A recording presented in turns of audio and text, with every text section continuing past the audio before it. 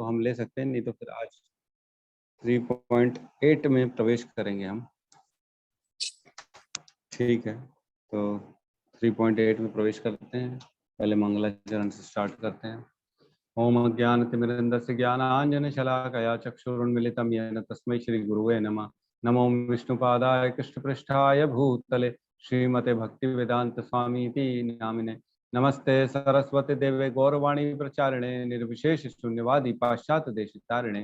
जय श्री कृष्ण चैतन्य प्रभु नित्यानंद श्री अद्वैत गदाधर श्रीवासादि गौर भक्त वृंद। हरे कृष्णा कृष्णा कृष्णा हरे हरे, हरे राम राम राम हरे हरे। हरे कृष्णा।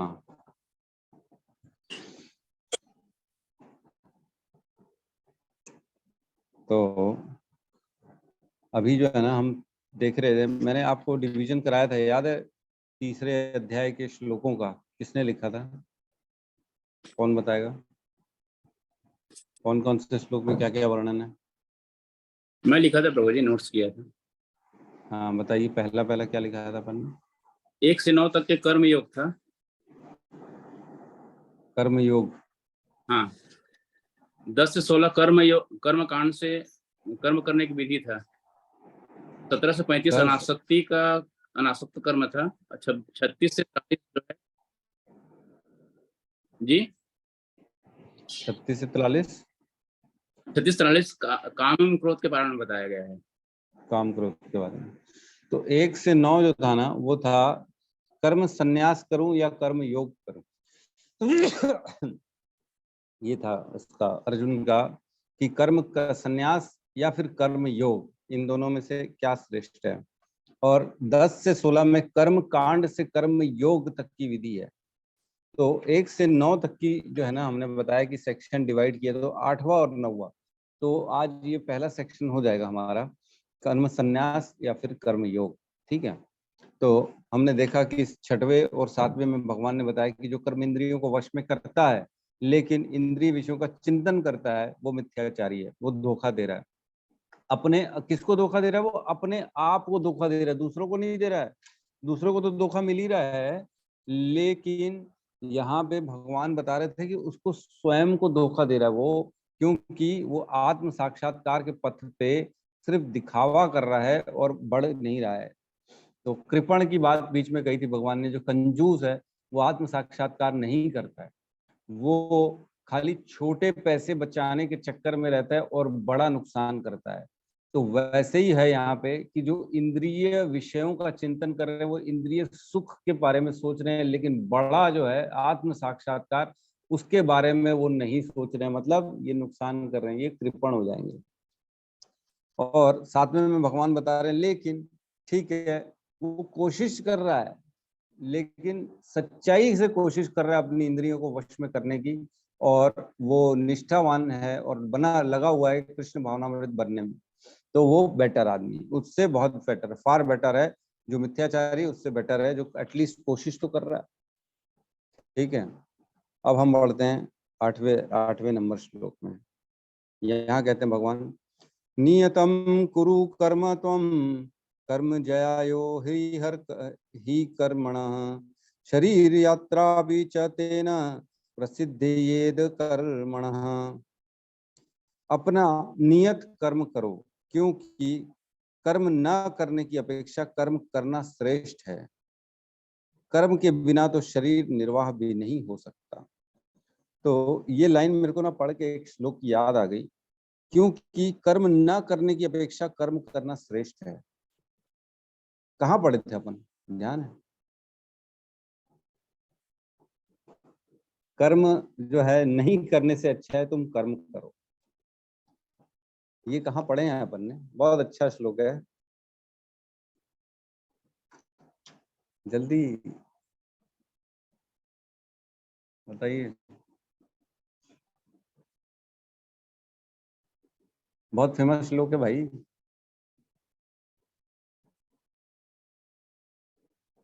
कर्मण्येवाधिकारस्ते है क्या प्रभु जी? हाँ बिल्कुल सही कहा हमारे प्रभु जी ने, कर्मण्येवाधिकारस्ते मां फलेषु कदाचन मां कर्म फल हेतुर्भूत माते संगोऽस्तु कर्मणि।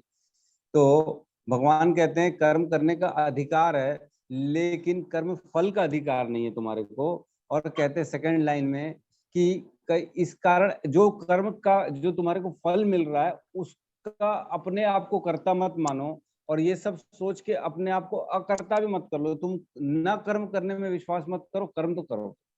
राइट, यही था कर्मण्येवाधिकारस्ते वाला जो श्लोक था। अब यहाँ पे वही कह रहे हैं, कर्म न करने की अपेक्षा कर्म करना श्रेष्ठ है। यही सेम लाइन जो है ना 18.5 में भी कही गई है। एक बार खोलिए 18.5, पेज नंबर 574। यहाँ कहते हैं भगवान, यज्ञ दान तप कर्म त्याजयम कर्मेव तथा यज्ञोदानम तपश्चैव पावनानि मनीषिणाम। यज्ञ दान तथा तपस्या के कर्मों का कभी परित्याग नहीं करना चाहिए, उन्हें अवश्य संपन्न करना चाहिए। निस्संदेह यज्ञ दान तथा तपस्या महात्माओं को भी शुद्ध बनाता है। तो यहाँ पर कह रहे हैं भगवान की यज्ञ दान तथा तपस्या के कर्मों का कभी परित्याग नहीं करना चाहिए। तो जो हम कर्म करते हैं जितने भी, वो यज्ञ दान तपस्या आदि इन्हीं के माध्यम से हम कर्म करते हैं। तो यहाँ पे भी वही कह रहे हैं कि कर्म ना करने की अपेक्षा कर्म करना ज्यादा श्रेष्ठ है। तो अपने नियत कर्म करो। अपने नियत कर्म मतलब क्या हो गया, कोई समझाएगा क्या? हम पढ़ चुके हैं। अच्छा, कर्म कितने प्रकार के होते हैं हमने पढ़ा है, 18वें अध्याय की शुरुआत में बताया था, किसी को याद है? हरे कृष्णा प्रभु जी, दंडवत प्रणाम। जी माता जी, हरे कृष्णा। प्रभु जी 3 प्रकार के कर्म होते हैं, कर्म, विकर्म और अकर्म। हाँ हाँ, ये तो आप दूसरी कैटेगरी में चले गए। कर्म विकर्म और अकर्म, पाप पुण्य और भक्ति। नहीं, ये तो ठीक है, लेकिन जो नियत कर्म मतलब टाइप्स ऑफ कर्म जो हैं वो कौन से हैं? प्रभु जी ब्राह्मण, क्षत्रिय, वैश्य और वो जो कैटेगरीज हैं उसके नहीं नहीं अकॉर्डिंग नहीं, कर्म वो तो आश्रम वर्णाश्रम बता रहे हो आप। ठीक है, मैंने बताया था जो कर्म होते हैं ना वो नित्य कर्म होते हैं। एक दूसरा होता है नए नित्य कर्म होता है, और एक होता है काम्य कर्म होता है। और इसके अलावा एक वैसे आता है आपातकालीन कर्म, उसको भी आप चाहो तो लिख सकते हो। तो इस प्रकार इसको मिलाएंगे तो 4 कर्म हो जाते हैं इंसान के जो डेली करते हैं। एक नित्य कर्म मतलब जो प्रिस्क्राइब्ड ड्यूटीज है उसकी, जो डेली करना है उसको, उसके कर्तव्य के अनुसार जो उसके ऊपर डाल दिया गया कि ये तुम्हारा काम है। तो नित्य कर्म मतलब उठना, ब्रश करना, नहाना, बच्चों को स्कूल भेजना, दुकान या फिर ऑफिस जाना, और जो भी माताओं का घर का काम है, किचन का काम करना, अपना प्रसादम बनाना, जो भी हमारे डेली के काम होते हैं नित्य कर्म। और एक होता है नए नित्य कर्म। नए नित्य कर्म मतलब ओकेजनल ड्यूटीज। जो ओकेजनल ड्यूटीज होती है, जैसे दिवाली में लक्ष्मी पूजा हो गई, या फिर जो है हमारे जो है श्राद्ध कर्म हो गए, जो कभी कभी साल में एक बार 2 साल में एक बार करते हैं, वो सारे हो गए नए नित्य कर्म। और एक होता है काम्य कर्म। काम्य कर्म मतलब अपनी कामनाएं पूरा करने के लिए जो कर्म करते हैं उसको बोलते काम्य कर्म। मतलब इंद्रिय तृप्ति करने के लिए जो हम काम करते हैं उसको बोलते काम्य कर्म। मैंने पसंद किया, मुझे ये प्राप्त हो, उसके लिए अब मैंने चेष्टा की, तो वो हो गया काम्य कर्म। किसी को भी पाने की, जो हमारी जो भी इंद्रिय विषयों की चिंतन पूरा करने की जो उसकी चेष्टा के लिए जो भी कर्म होता है उसको काम्य कर्म बोला जाता है। और एक आपातकालीन कर्म होता है कि सपोज करो किसी के घर में किसी की डेथ हो गई, रोड में जा रहे हो तो बेचारा कोई एक्सीडेंट में पड़ा है, तो उसके लिए फिर आपने अपनी जो है ना सारे कर्म को कॉम्प्रोमाइज करके आपने कुछ और ही कर दिया, तो दैट इज आपातकालीन कर्म। तो इस प्रकार 4 कर्म माने जाते हैं। तो यहाँ भगवान कह रहे हैं अपना नित्य कर्म करो, अपना नित्य कर्म करो। तो मतलब डेली की जो हमारी प्रिस्क्राइब ड्यूटीज है वो करो। और क्योंकि कर्म न करने की अपेक्षा कर्म करना श्रेष्ठ है, कर्म के बिना तो शरीर निर्वाह भी नहीं हो सकता। तो ये बहुत इंपॉर्टेंट लाइन है कि कई बार लोग सोचते हैं, यहाँ पे अर्जुन बीच में सोच रहा था कि मैं वैराग्य ले लेता हूँ, निष्क्रिय हो जाता हूँ, मैं हिमालय चले जाता हूँ, तो वहां पे जो है ना कर्म नहीं करूंगा तो कर्म के बंधन से बच जाऊंगा। तो वो सबको काट रहे भगवान यहाँ पे कह रहे हैं कि बिना कर्म तो शरीर निर्वाह भी नहीं हो सकता। तो हम अजगर की तरह नहीं बैठ सकते मुंह खोल के कि जो है ना आएगा खुद ही कोई ना कोई जानवर और हमारे मुंह में बैठ जाएगा। एक होता है बगुला भक्त। बगुला भक्त, एक बगुला जो होता है ना, बगुला तालाब में बैठा रहता है, एक पैर पे खड़ा रहेगा बगुला, बिल्कुल हिलेगा ही नहीं, एकदम स्टिल हो जाएगा शांति से। तो उस तालाब की मछलियां देखती है, वो सोचती है ये कौन है, हिल भी नहीं रहा है, ये तो लगता है कोई बहुत बड़ा तपस्वी है। तो मछलियां जो है ना बगैर डर फिर उसके आसपास घूमती हैं, थोड़ी देर देखती है, नोटिस करती, कुछ नहीं कर रहा है, एकदम शांति से, एकदम एक तट जो है ना तपस्या में लीन है। तो मछलियां फिर बगैर डर के उसके आसपास घूमना चालू करती है। फिर बगुला भक्त जो होता है, बगुला जो होता है, भक्त क्या बोलेगा अब, तो बगुला जो होता है फिर उसको मौका पाते साथ मछली खा जाता है। तो मछलियां जो है बाकी बचती है वो भग जाती वहां से और बोलती ये तो जो है बगुला, बगुला भक्त नहीं है, ये बगुला है ये तो ऐसे निष्क्रिय करके हम नहीं बैठ सकते। हमारा जीवन ऐसा नहीं हो सकता कि बैठ गए और सब चीज स्वयं स्वतः आ जाएगी, ये नहीं हो सकता। शरीर निर्वाह करने के लिए हमको कुछ ना कुछ कर्म तो करना पड़ेगा।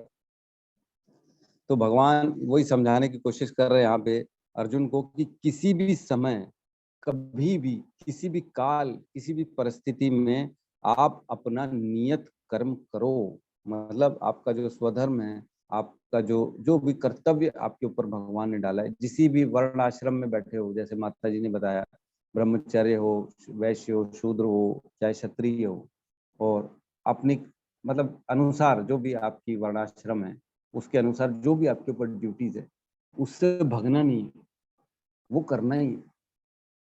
चाहे क्यों ना आपको अच्छा लगे, चाहे क्यों ना बुरा लगे। आजकल बड़ा एक कंसेप्ट हो गया, करो वही जो मन को पसंद हो। आज इसीलिए फ्रस्ट्रेशन बाजार में बढ़ रही है। बाजार इन द सेंस दुनिया में, संसार में फ्रस्ट्रेशन क्यों बढ़ रही है? क्योंकि ऐसे गलत गलत कंसेप्ट घुमाए जा रहे हैं। आज जितना हम बोलेंगे लोगों को कि जो है ना आप मत करो ये काम, छोड़ दो अपने घर वालों को, आप छोड़ दो अपने परिजनों को, आपको जो अच्छा लगता है वो करो, तो धीरे धीरे क्या होता है, उनको मोटिवेशन मिलता है, हाँ मेरी सोच सही है, मैं गलत जगह फंसा हूँ, मेरे को छोड़ के निकल जाना चाहिए यहाँ से। ये मोटिवेशन सो कॉल्ड आजकल सोशल जो मीडिया में स्पीकर्स आ गए हैं, खाली उनको पॉपुलैरिटी चाहिए, देश का कबाड़ा हो, लोगों की जनता का जो है ना विचारधारा एकदम गंदी दिशा में बढ़ जाए, उनसे कोई लेना देना नहीं। जो जिसको पसंद हो वो सुनाओ उसको, तो आपको तालियां मिलती। जैसे हमने पहले भी डिस्कशन किया था कि हमारे इस्कॉन में कभी भी किसी भी चीज का ज्ञान का पैसा नहीं लिया जाता। अगर पैसा लेंगे तो वो उसका हेतु चेंज हो जाएगा, हेतु मतलब पर्पस उसका चेंज हो जाता है। तो पर्पस हो जाएगा पैसा लेना, फिर ज्ञान देना पर्पस नहीं रहेगा, पैसा लेना पर्पस हो जाएगा। फिर आपको जो पसंद होगा, पॉपुलैरिटी चाहिए, लोगों को जो सुनना है, फिर वही शब्द निकाले जाएंगे मुंह से ताकि हमारी पॉपुलैरिटी हो और हमको लोग पैसा देने वाले बढ़ते जाए बढ़ते जाए। तो सोशल मीडिया में यही काम है लोगों का, उनको पैसा कमाना है, इसलिए वो चीज सुनाते हैं जो कहीं ना कहीं आपको अच्छी लगती है, और वो चीज नहीं सुनाते हैं जो आपको खराब लगे, लेकिन आपका चरित्र जो है उसमें वो बने, वो काम नहीं करते हो। तो कोई भी चीज ऐसी होनी चाहिए जो आगे चल के, भले आज खराब लगे लेकिन आगे चल के अच्छा बनना है। आदमी को अपना बच्चा जो होता है ना उसको सुधारने की कोशिश करता है, उसको दो झापड़ भी मारता है, लेकिन बोलता है काम सही करो। क्यों?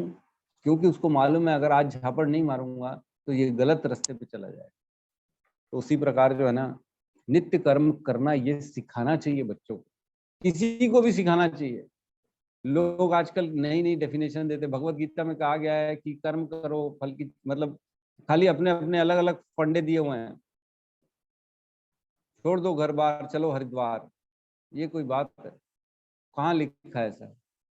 कौन से शास्त्र में लिखा है कि छोड़ दो घर बार चलो हरिद्वार?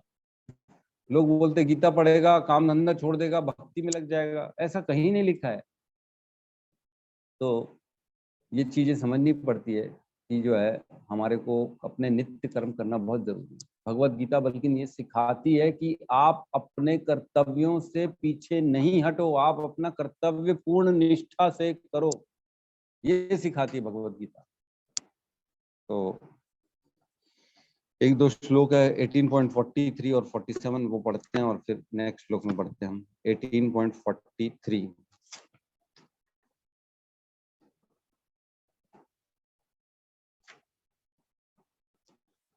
तो ये जो है ना, ये तो नहीं 43 मत पढ़ो, 47 पढ़ लो। सॉरी 43 में 43, हाँ पेज नंबर 491। यहाँ पे जो है ना क्षत्रियों का स्वभाव लिखा गया है 43 में, वीरता, शक्ति, संकल्प, ये दक्ष। 47 ही पढ़िए आप लोग। 47 खोलते हैं पेज नंबर 593 में। यहाँ कहते हैं अपने वृत्तिपरक कार्य को करना, चाहे वह कितना ही त्रुटिपूर्ण ढंग से क्यों ना हो, किया जाए। अन्य किसी के कार्य को स्वीकार करने और अच्छी प्रकार से करने की अपेक्षा अधिक श्रेष्ठ है। अपने स्वभाव के अनुसार निर्दिष्ट कर्म कभी भी पाप से प्रभावित नहीं होता। बहुत इंपॉर्टेंट चीजें हैं, भगवान कितना क्लियरली बता रहे हैं कि दूसरों को कॉपी नहीं करना है। ऐसा नहीं है प्रभु जी अब मैं अपना घर छोड़ दूंगा, उनका घर बेटर है, उनके हिसाब से हम लोग रहेंगे। उनके यहाँ देखो ना प्रभु जी, वो कितने अच्छे से काम करते हैं, वो लोग घर में ऐसे रहते हैं। हमारे घर में तो ये प्रॉब्लम, हमारे घर में तो ये चीजें चल रही है। तो दूसरों को कॉपी नहीं करना है, अपना कर्म करना है। जो तुम्हारा कर्म है उसको करो, दूसरों को कॉपी करने की जरूरत नहीं। अगर ब्राह्मण क्षत्रिय को कॉपी करने लगेगा और बोलेगा नहीं अब मैं ब्राह्मण नहीं करूंगा और मैं वेद वेद पढ़ूंगा और मैं लड़ाई करूंगा, जाके लोगों को मारूंगा, तो ये गलत है। ऐसा नहीं करना चाहिए। आप जिस भी स्वभाव में, आपका जो भी कर्तव्य है उसको करो, दूसरों को कॉपी मत करो, चाहे उसमें क्यों ना त्रुटि हो। ठीक है। तो कोई भी चीज इनएक्टिव नहीं हो सकती, हम देखते हैं निष्क्रिय नहीं हो सकती। कोई भी घर छोड़ दो, कार छोड़ दो, सब चीज खराब हो जाएगी कुछ समय अगर नहीं चलती रहेगी। मशीन सारी की सारी जो है ना, अगर छोड़ दो कुछ समय के लिए तो खराब हो जाती है। चाहे नई मशीन क्यों ना, एग्जैक्ट न्यू, एकदम ब्रांड न्यू। एक्टिव होना पड़ेगा उसको, अगर थोड़ा थोड़ा यूज करोगे तब जाके वो चलेगी। तो इसी प्रकार निष्क्रिय नहीं होना है, हमको कर्म करते रहना है। ठीक है, किसी का कोई डाउट है तो हम ले सकते हैं, नहीं तो नेक्स्ट क्वेश्चन में बढ़ते हैं। नेक्स्ट श्लोक में बढ़ते हैं। बहुत इंपॉर्टेंट श्लोक है, इसको बहुत इंपॉर्टेंट की कैटेगरी में रखते हैं। 9 नंबर श्लोक। यहाँ कहते हैं यज्ञ अर्थात कर्मणो अन्यत्र लोके अयम कर्म बंधन तदर्थम कर्म कौंतुये मुक्त संग समाचर। श्री विष्णु के लिए यज्ञ रूप में कर्म करना चाहिए, अन्यथा कर्म के द्वारा इस भौतिक जगत में बंधन उत्पन्न होता है। अतः हे कुंती पुत्र, उनकी प्रसन्नता के लिए अपने नियत कर्म करो, इस तरह तुम बंधन से सदा मुक्त रहोगे। तो इसको और पिछले श्लोक को अगर अपन जोड़ के इकट्ठे देखेंगे, समझेंगे ना, तो उसमें ये समझ में आ रहा है कि जो नियत कर्म भी है वो भी भगवान की प्रसन्नता के लिए करना है, नहीं तो वो नियत कर्म भी आपको बंधन में बांध देगा। समझ में आ रहा है? ये चीज क्लियरली आप अपने को समझ में ये कि अगर हम नियत कर्म भी करेंगे और अपनी प्रसन्नता के लिए करेंगे, मैं नियत कर्म नहाना धोना तैयार होना है और शीशे के सामने खड़े होके अपने आप को देखे जा रहे हो, वाह कितने सुंदर हो गया हूं मैं, प्यारा लग रहा हूँ आज तो, मेरे को दुनिया की नजर ना लगे। तो लोगों के पास जाते, देखो मैं कितना प्यारा लग रहा हूँ, मेरा कपड़ा देखो, ये देखो। तो ये क्या हो गया, ये आप अपनी प्रसन्नता के लिए कर रहे हो। ऐसा नहीं करना है। हमको जो कार्य करना है वो भगवान की प्रसन्नता, विष्णु की प्रसन्नता के लिए नियत कर्म करना है। तो जो भी तैयार हो, चाहे सोना हो, चाहे नहाना हो, चाहे जो भी करना हो, ये होना चाहिए कि आज अभी सोऊंगा तो सुबह जाके मैं मंगला आरती करूंगा, भगवान के दर्शन करूंगा। कल की सेवा तभी हो पाएगी जब मैं आज सो पाऊंगा। आज मैं नहाऊंगा तो नहाने के बाद भगवान के मंदिर जा सकता हूँ, इसलिए नहा रहा हूँ। तो इस टाइप का विचार आना चाहिए, हर चीज को भगवान से जोड़ के देखना चाहिए। और कहा गया कि जो भी कर्म हो रहा है श्री विष्णु के रूप में, श्री विष्णु के लिए यज्ञ रूप में कर्म करना चाहिए। तो ये बहुत इंपॉर्टेंट श्लोक है। अन्यथा कर्म के द्वारा इस भौतिक जगत में बंधन उत्पन्न होता है। तो हम जो भी कर रहे हैं, दान, तपस्या, काम्य कर्म, नित्य कर्म जो भी करेंगे, अगर वो भगवान के प्रति नहीं होगा ना समर्पित, तो वो सारे के सारे कर्म में बंधन है। दोबारा खींच के लाएगा इस संसार में, दोबारा लेना और देना करना पड़ेगा। तो कितने सारे हमने देखा कि जो है ना एग्जाम्पल की दोबारा आते हैं। जैसे धृतराष्ट्र था, धृतराष्ट्र ने 100 वो खा लिए थे चिड़िया के अंडे, तो वो कर्म के बंधन में फंस गया था, इसलिए 100 जन्म बाद भी उसको आना पड़ा, वेट करना पड़ा कि वो कर्म कब कटेगा उसका, तब जाके फिर उसका कर्म कटा जब उसके 100 बच्चे मरे। ऐसे सारे एग्जाम्पल है, जितने भी लेना देना देखोगे ना, जो भी हो रहा है हमारे साथ, आज दुख हो रहा है, दुख मिल रहा है, क्यों मिल रहा है? क्योंकि हमने किसी को दुख दिया था। आज तकलीफ पा रहे हैं हम, तो इसलिए पा रहे हैं क्योंकि हमने किसी को तकलीफ दी थी। तो हम लोग की नजर जो होती है, हम ये सोचते हैं कि ये बंदा मेरे को परेशान कर रहा है, प्रभु जी ये मेरे जीवन में जब से आया ना, मेरा जीवन खराब हो गया है, मेरा रहना बेकार हो गया, इसको देखो ना, जब देखो टोकता रहता है, टोकती रहती है, जीवन घर में रहना मुश्किल हो गया मेरा, मैं क्या करूं? तो इसका अर्थ ये नहीं है कि वो सामने वाला बंदा बंदी खराब है। इसका अर्थ ये है कि आप जो कर्म करके आए हो वो उसके माध्यम से आपको मिल रहा है। समझ में आ रहा है? मतलब वो नहीं होगा तो कोई और होगा, कोई और नहीं होगा तो तीसरा होगा, एक नहीं दूसरा, दूसरा नहीं तीसरा, तीसरा नहीं चौथा, चौथा नहीं पांचवा, कितनों को छोड़ोगे आप? भगो। लोग घर बार छोड़ देते हैं, पति पत्नी का डाइवोर्स हो जाता है और अपने परिजनों से लड़ाते हैं, नहीं नहीं हमारे साथ गंदा बर्ताव करते हैं, हमको ये बोलते हैं वो बोलते हैं। अरे तो ठीक है, आप उनसे बात कम कर दो, आप उनकी तरफ ध्यान मत दो। लेकिन लड़ने का अर्थ ये हुआ, आपने वो कर्म का बंधन जो है खत्म होने नहीं दिया, उल्टा नया कर्म डाल के आ गया, एक और बीज बो के आ गया। तो जो कर्म आपके पास आया था खत्म होने के लिए, जीरो होने के लिए, आपने एक तो उसको स्वीकार नहीं किया, आपने सहन नहीं किया अपनी पीड़ा को, दुख को, उल्टा चार बात नहीं सुना के आ गए। मतलब जो एक पहले वाला कर्म था वो तो एज इट इज खड़ा रह गया, और चार नए कर्म बना के आ गए कि ले भी है, फिर आगे और ज्यादा दुख मिलेंगे आपको, क्योंकि ये कर्म का बंधन बड़ा खतरनाक है। कर्मणो है अभी बुद्धव्यम, बुद्धव्यम च अविकर्मणा, अकर्मणस्य बुद्धव्यम गहना कर्मणो गति। बहुत गहरी ये कर्मों की गति, उससे हम निकल ही नहीं सकते। तो इसमें बहुत वर्णन अच्छे अच्छे हैं। तो यहाँ क्या गया, चूंकि मनुष्य को शरीर निर्वाह के लिए भी कर्म करना होता है, ये तीसरे में हमने अभी पिछले श्लोक में पढ़ा था। और अतः विशिष्ट सामाजिक स्थिति तथा गुण के को ध्यान में रखकर नियत कर्म इस तरह बनाए गए हैं कि उसका उद्देश्य की पूर्ति हो सके।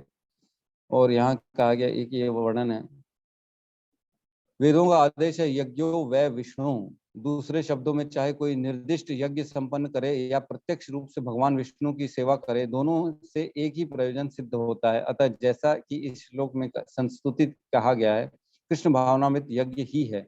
वर्णाश्रम धर्म का उद्देश्य भगवान विष्णु की प्रसन्नता करना। तो ये सारे कर्म जो नियत कर्म बनाए गए हैं भगवान विष्णु की प्रसन्नता के लिए किए गए हैं। अतः भगवान विष्णु की प्रसन्नता के लिए कर्म करना चाहिए। इस जगत में कर्मों के फल होते हैं, और कोई भी फल कर्म करने वाले को बांध लेता है। अतः कृष्ण विष्णु को प्रसन्न करने के लिए कृष्ण भावनान्वित होना होगा, और जब कोई ऐसा कर्म करता है तो वह मुक्त दशा की को प्राप्त होता है। तो जैसे जैसे हम भगवान के लिए कर्म करेंगे ना, तो वो कर्म में बंधन नहीं रहेगा। एक श्लोक आता है, देखते हैं हम 9.27-28।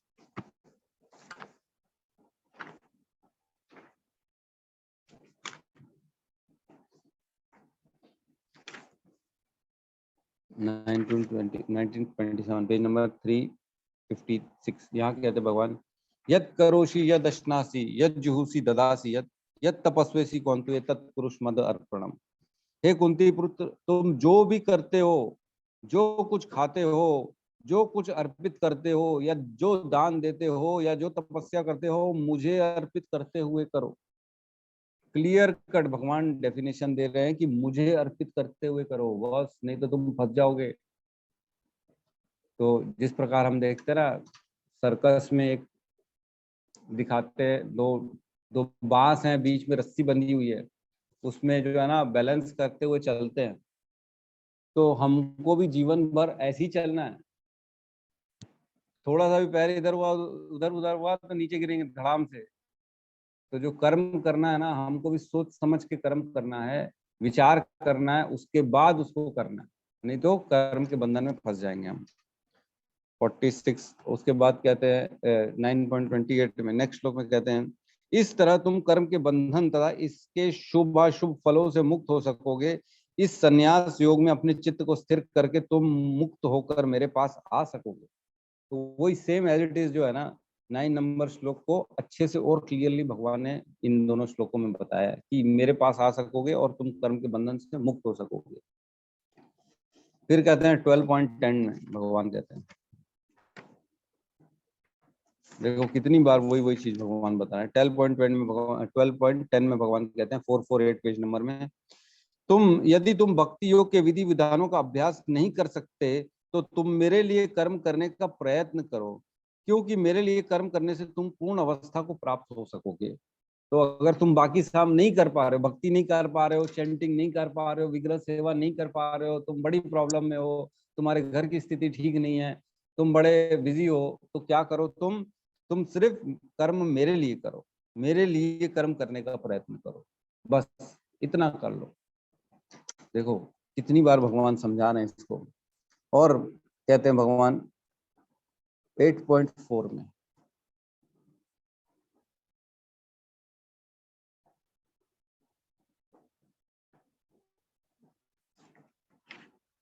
पेज नंबर 304 में यहाँ कहते हैं, हे देहधारियों में श्रेष्ठ निरंतर परिवर्तनशील यह भौतिक प्रकृति अधिभूत कहलाती है। भगवान की विराट रूप जिसमें सूर्य तथा चंद्र जैसे समस्त देवता सम्मिलित आदि देव कहलाते हैं, और प्रत्येक देहधारी के हृदय में परमात्मा रूप में स्थित मैं परमेश्वर आदि यज्ञ के स्वामी कहलाता हूँ। नहीं, ये इसका कोई रेफरेंस नहीं है इससे। ठीक है, तो आपको ना श्रीमद् भागवतम का एक दो वर्णन देता हूं मैं। श्रीमद् भागवतम कैंटो 4 अध्याय 31 और श्लोक 14।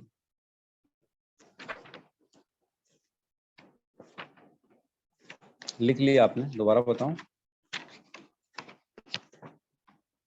जी दोबारा बताइए। 4.31.14 यहाँ कहते हैं भगवान, जिस तरह वृक्ष की जड़ों को सींचने से तना, शाखाएं तथा टहनियां पुष्ट होती हैं, और जिस तरह पेट को भोजन देने से शरीर की इंद्रियों तथा अंग प्राणवान बनते हैं, उसी प्रकार भक्ति में सेवा द्वारा पूर्ण पुरुषोत्तम भगवान की पूजा करने से भगवान के ही अंश रूपी सभी देवता स्वतः तुष्ट हो जाते हैं। तो जितने हम कर्म करें, अगर भगवान के लिए कर्म करें तो स्वतः सारे देवी देवता, दोबारा और किसी की तुष्टि करने का कर्म करने की जरूरत नहीं है, सिर्फ भगवान की जो है ना उनकी खुशी के लिए कर्म करना है। एक आता है 11.20.10,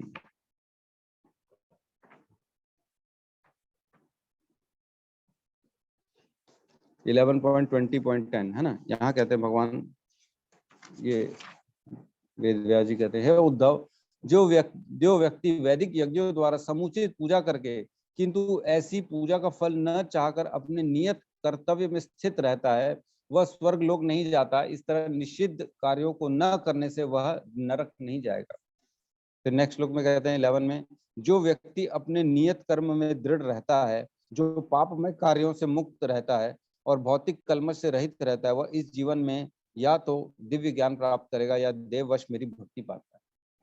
तो हम नियत कर्म जो करेंगे भगवान के लिए करेंगे तो भगवान की हमें भक्ति मिलती है, उससे भगवान हमें ज्ञान प्रदान करते हैं। और ये जो वर्ण आश्रम धर्म है उसका काम ही यही है कि किस प्रकार भगवान की भक्ति में हम लगे और हम अपने आप को जो है ना उचित लोकों में ले जाए, मतलब उचित हमारे ज्ञान बढ़े हमारे अंदर, भगवान की भक्ति करें। तो हर कर्म का एक्चुअल में एक बंधन होता है, तो हमको इस बंधन से बचना चाहिए। ठीक है, तो किसी का कोई डाउट है तो हम ले सकते हैं।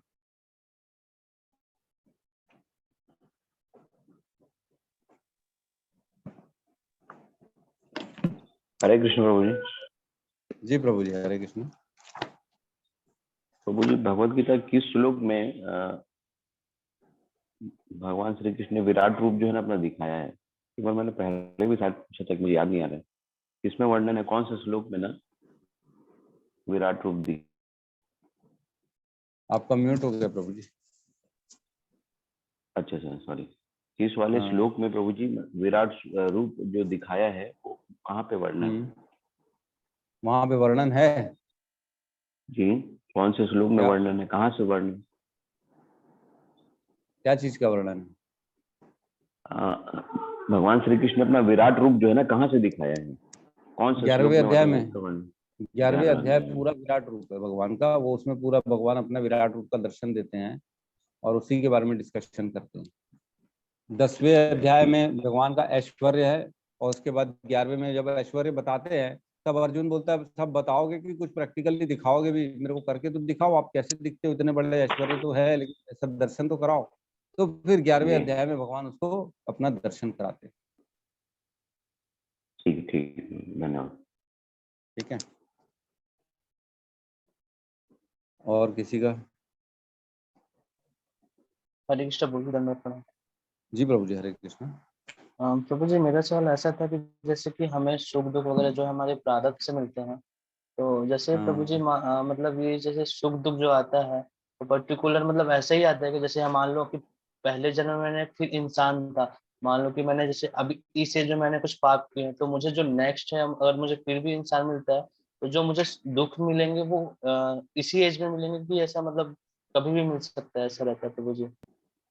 देखो, ऐसा फिक्स तो नहीं है कि कब मिलेंगे, कौन सी जन्म में मिलेंगे, लेकिन जैसे एक बार अब हमने इंसान बने, इस बार इस इंसान एक योनि में हमने इतने कर्म कर लिए, इतने कर्म कर लिए कि इससे हमने इतने पाप और बंधन मुक्त अपने लिए बना लिए हैं कि आने वाले हो सकता है 1000, 2000, 5000, 10,000 योनियां हमने फिक्स कर ली, एक बार कुत्ता, एक बार मुर्गा, ये बनना वो बनना। तो उतनी बार बनना पड़ेगा, फिर जाके फाइनली जब न्यूट्रल होगा तब फिर मनुष्य योनि मिलेगी।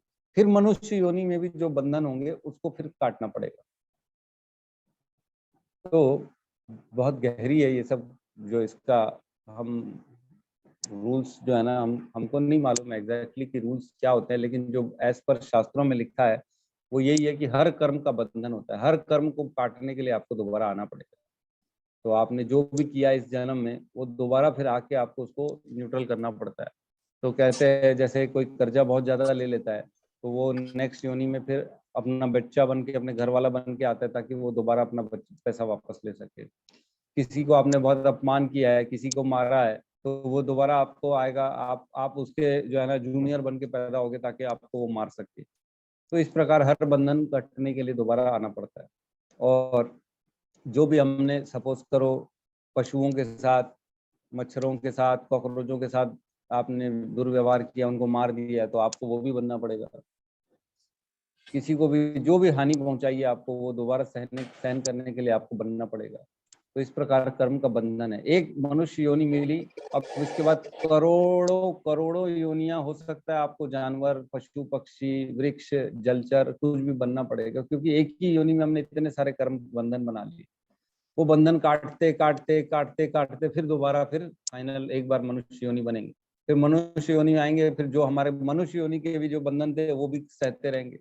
फिर उसके बाद नए कर्म बना लेंगे, फिर मर जाएंगे, फिर अब उन नए कर्मों को काटने के लिए फिर से जानवर बनना पड़ेगा, पशु पक्षी, यूं क्यों फलाना टिका, फिर दोबारा मनुष्य योनि मिलेगी। तो इस प्रकार बहुत लंबी जर्नी है ये, बहुत बहुत समय लग जाएगा, इसी में फंस जाएंगे हम। ठीक है। जी प्रभु जी, धन्यवाद। हरे कृष्ण। हरे कृष्ण। तो मैं कुछ श्लोक निकाल के रखा हूँ कर्म के सिद्धांतों के लिए, आपको पढ़ के सुना रहा हूँ, थोड़ा अच्छा लगेगा आप लोगों को, अलग अलग शास्त्रों में जो लिखा है। तो पद्म पुराण में आता है, द्वितीय भाग में, अध्याय 14, श्लोक क्रमांक 19 में यहाँ कहते हैं, यथा धेनु सहस्त्रेषु वत्सो वदन्ति मातरम तद्वत् इच्छु शुभाशम कर्म कर्तारम अनुगच्छति। जिस तरह हजारों गायों के बीच में विद्यमान अपनी माँ को बछड़ा खोज लेता है, पुण्य तथा पाप उसी तरह कर्म भी अपने करने वाले का ही अनुगमन करते हैं।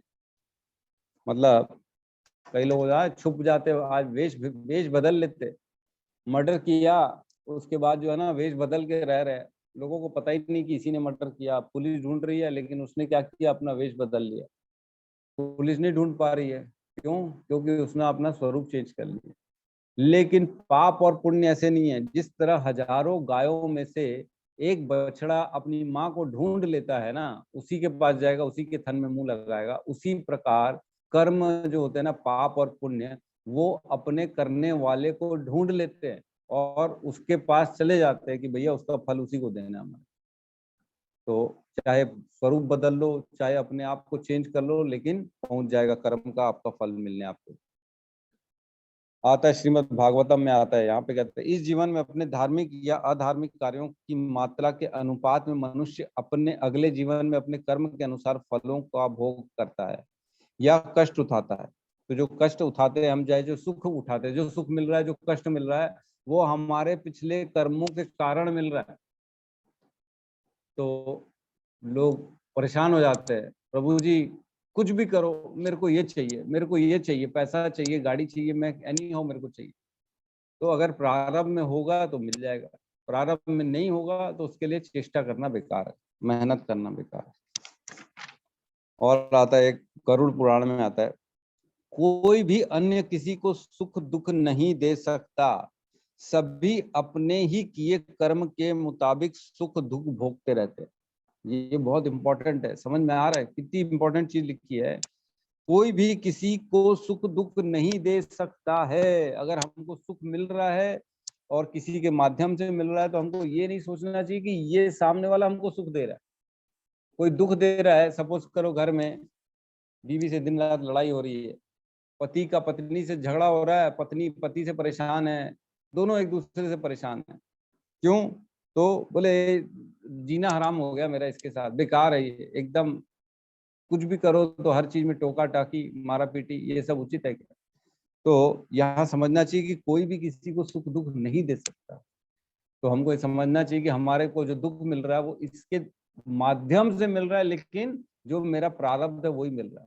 ये नहीं होगा तो दूसरा, दूसरा नहीं होगा तो तीसरे के माध्यम से मिलेगा, लेकिन सुख दुख मिलेगा ही मिलेगा।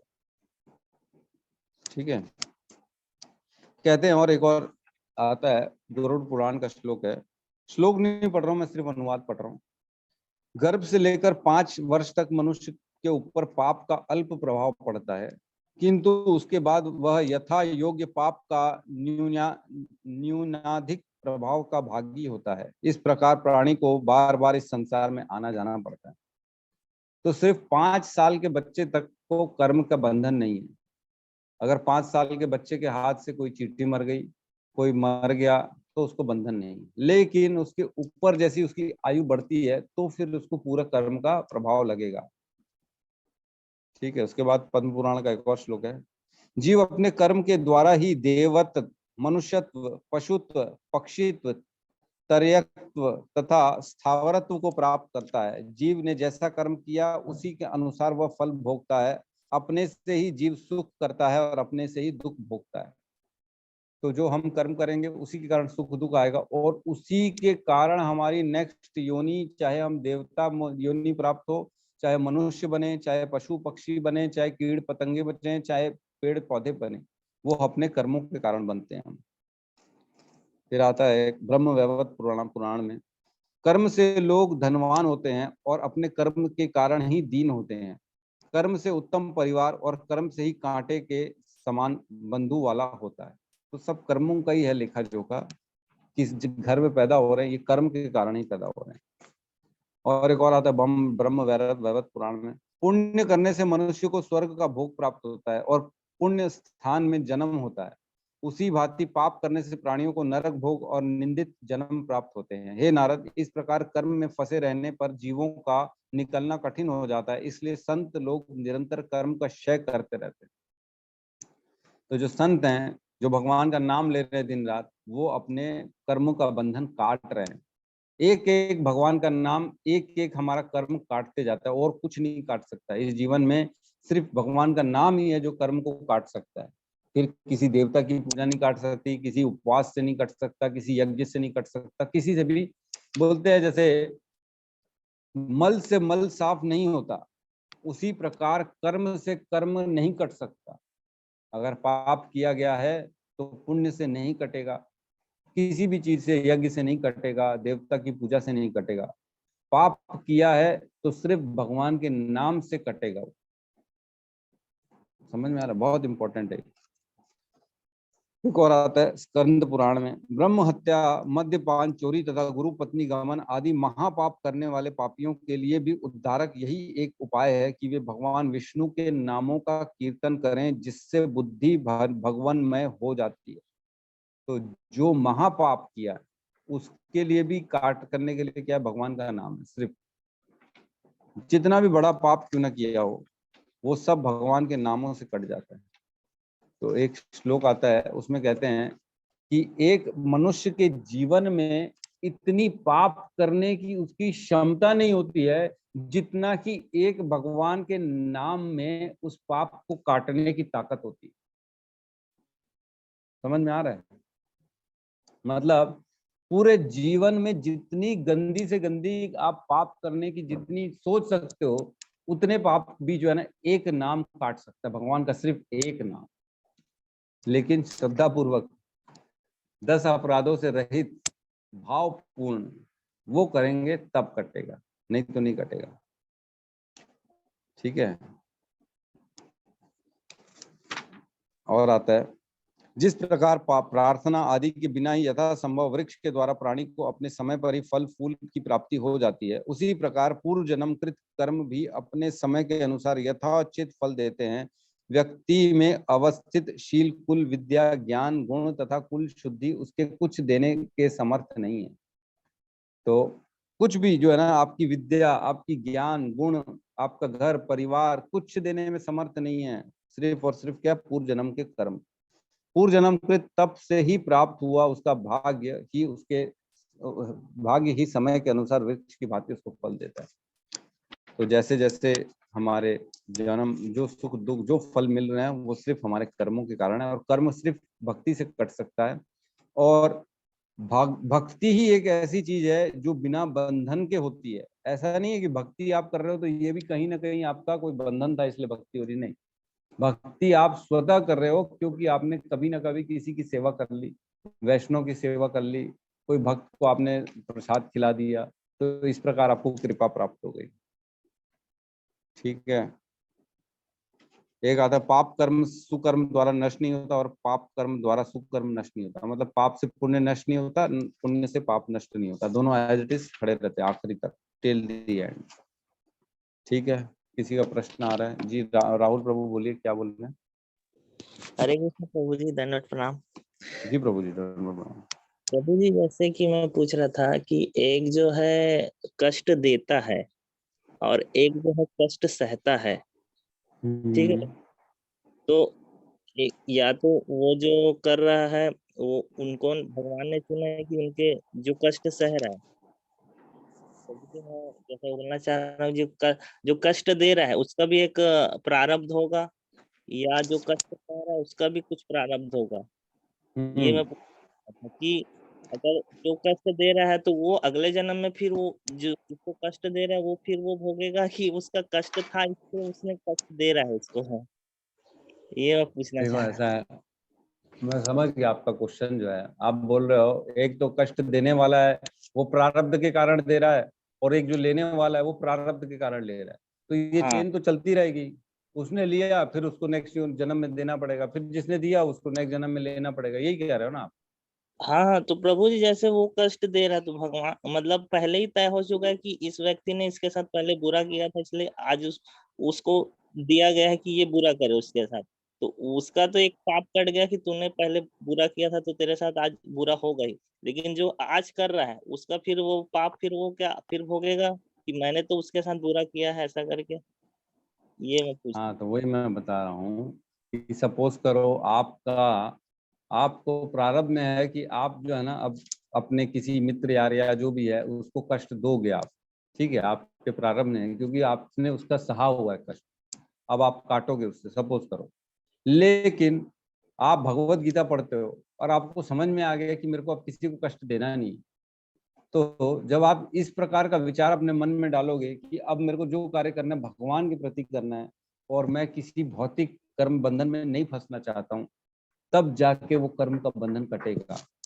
जब आपके अंदर जो 5% फ्री विल है ना, कर्म करने की, ना करने की, डिसीजन लेने की, अपने चिंतन करने की, अपने सारे कर्म भगवान को अर्पित करने की, ये जब विचार आएंगे तो फिर धीरे धीरे आपके सारे कर्म कटते चले जाएंगे, फिर नहीं लगेगा कर। तो जो बचा हुआ कर्म है वो जीरो होना चालू हो जाएगा। तो अप्रारब्ध फलम पापम कूटम बीजम फलेन्मुखम प्रणीय क्रमणीय ही प्रलियंते विष्णु भक्ति उत्तमम। मतलब जो भगवान विष्णु की भक्ति करता है तो क्रम वाइज सारे कटते जाते हैं, चाहे प्रारब्ध में हो, चाहे अप्रारब्ध हो, चाहे कूटम बीज में, बीज के रूप में क्यों पाप पड़ा हो, सब कटते चले जाएंगे। तो जैसे जैसे आप भगवान की भक्ति करेंगे ना तो ये सब धीरे धीरे जीरो हो जाएगा। नहीं तो फिर अपने जो है ना 3 गुणों के अनुसार हम करते चले जाएंगे, फिर दोबारा फंसेंगे, फिर करेंगे, फिर फंसेंगे, फिर करेंगे, फिर करेंगे, फंसेंगे, फिर उसी में चले जाएंगे। ठीक है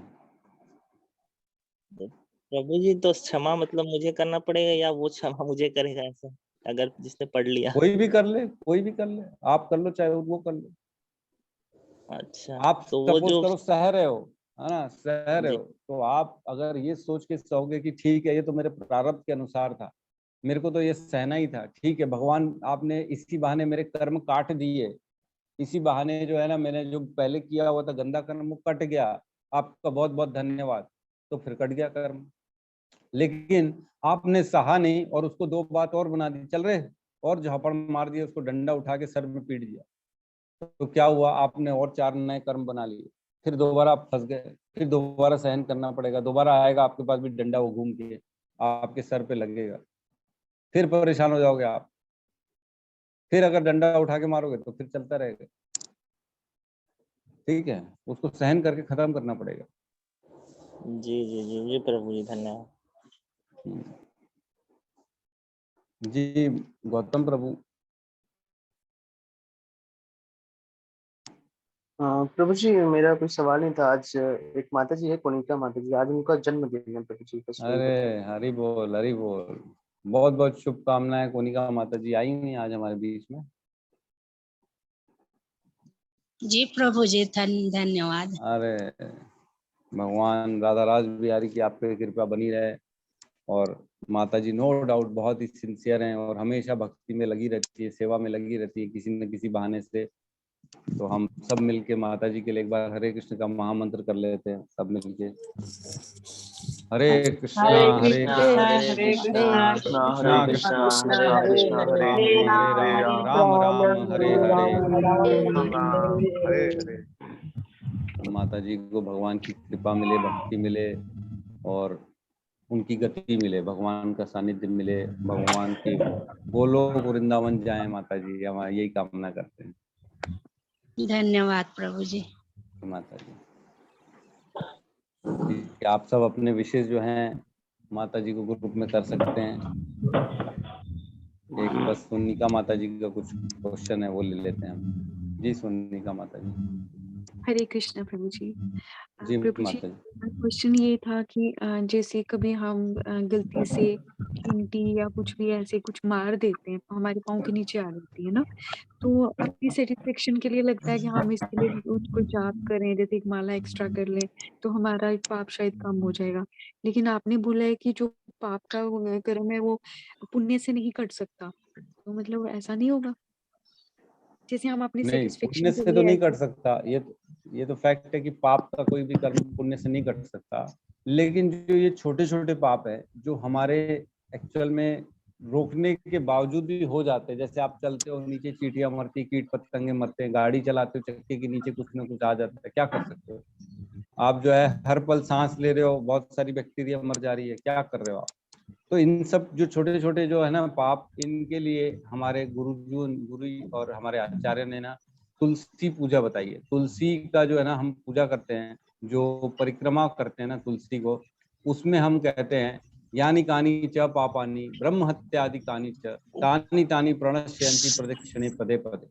मतलब परीक्षा, मतलब जब हम उनका परिक्रमा करते हैं तो एक एक पद में उनसे रिक्वेस्ट करते हैं कि हे मेरी माता, जो मेरे से गलती हो रही है, इवन ब्रह्म हत्या तक की जो गलती मैंने अनजाने में कर दी है, मेरे को उन पापों से मुक्त कर दो माता। तो वो धीरे धीरे जो हमारे डेली के पाप हम हो रहे हैं, वो तुलसी माता की कृपा से वो धीरे धीरे धुलते चले जाते हैं। भक्ति से ही होते हैं वो, किसी से नहीं होता, पुण्य से नहीं होता, भक्ति से होता है। शुद्ध भक्ति से होता है। तो अगर हम सोचें कि किसी को दान दे दें, किसी के लिए हॉस्पिटल बना ले, कंबल बना बांट दे, तो उससे नहीं कटने वाला, भक्ति से कटेगा। तो अपने डे टू डे डेली तुलसी माता की पूजा करना है, डेली उन पे दिया जलाना है, उनका डेली 3 बार परिक्रमा करना है और ये श्लोक गाना है आपको। तब जाके हमारे डेली के जो हम छोटे छोटे पाप कर रहे हैं उनसे बच पाएंगे, नहीं तो वो भी बंधन का कारण है, बंधते चले जाएंगे। जी प्रभु जी, धन्यवाद। हरे कृष्णा। हरे कृष्णा जी। कृष्णा राधिका माता जी। हरे कृष्ण प्रभु जी, दंडवत प्रणाम। जी माता जी। प्रभु जी, आपने जितने भी श्लोक हमें कर्म से रिलेटेड बताए, अगर उनका श्लोक नंबर भी बता दे तो इवन बेटर होता। बिल्कुल बता देंगे, क्यों नहीं बताएंगे। आप बोलोगे तो फोटो खींच के डाल देंगे ग्रुप में, उसमें कोई दिक्कत नहीं। धन्यवाद प्रभु जी, जैसा आपको सही लगे। जो आप बोले। नोट करेंगे कि मैं फोटो खींच के डालूं? हाँ बिल्कुल, आप बोलेंगे तो हम नोट कर लेंगे, और आप फोटो खींच के डाल देंगे तो भी नोट कर लेंगे। ठीक है, मैं फोटो खींच के डाल दूंगा, वो बेटर रहेगा, क्योंकि आप नंबर से मिल नहीं पाएगा, हो सकता है आपके। मैं फोटो खींच के डाल दूंगा। ठीक, धन्यवाद। ठीक है, 8-10 श्लोक है, मैं डाल दूंगा, कोई प्रॉब्लम। जी, हरे कृष्ण। ठीक है, तो अपना अपना अनम्यूट कर सकते हैं और एक बार सब माता जी को विश कर सकते हैं। आप विश कर दीजिए सोनिका माता जी को।